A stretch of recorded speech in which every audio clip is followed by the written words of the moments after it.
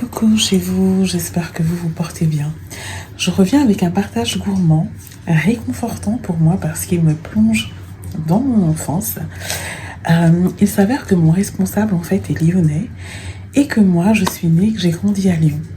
De fait, pour me faire plaisir, il m'a rapporté des quenelles.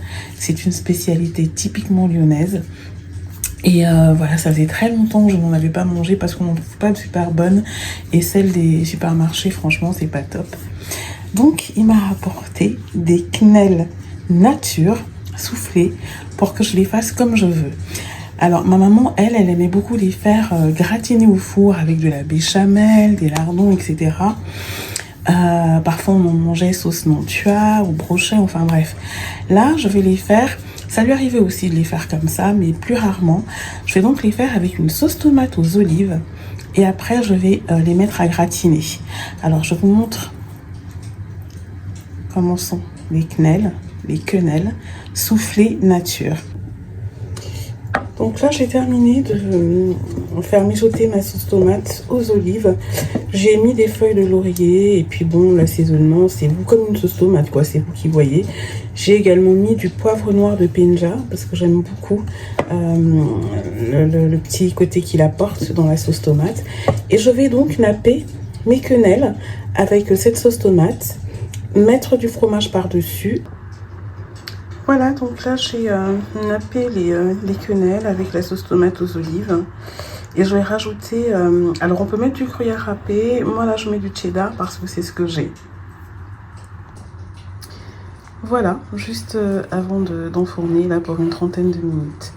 Cette recette de sauce tomate qui accompagne mes quenelles, maman faisait la même. Sans les olives, mais pour faire de la polenta au four avec de la sauce tomate aussi, super bon. Je pense que je vous partagerai la recette.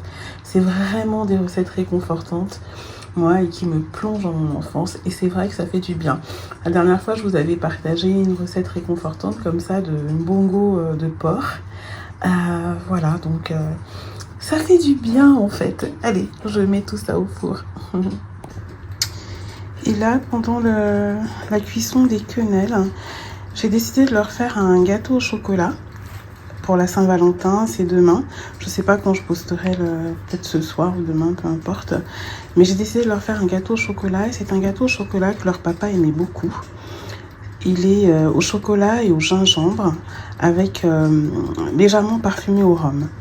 Donc voilà, chocolat, gingembre. Je le faisais soit dans un gros moule comme ça, soit dans des petits moules en forme de cœur pour la Saint-Valentin. Et je me suis dit, je vais leur faire aussi parce que c'est un moelleux, qu'il est très très bon et qu'ils aiment bien eux aussi.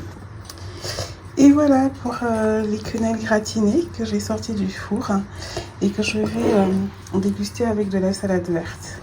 Je vais m'en servir une, vous allez voir.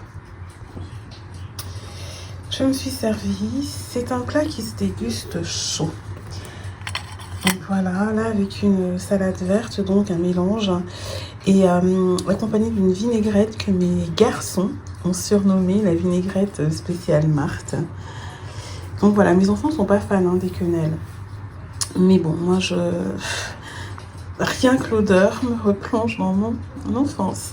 Donc pendant que leur gâteau au chocolat est en train de cuire, moi je vais déguster mon repas.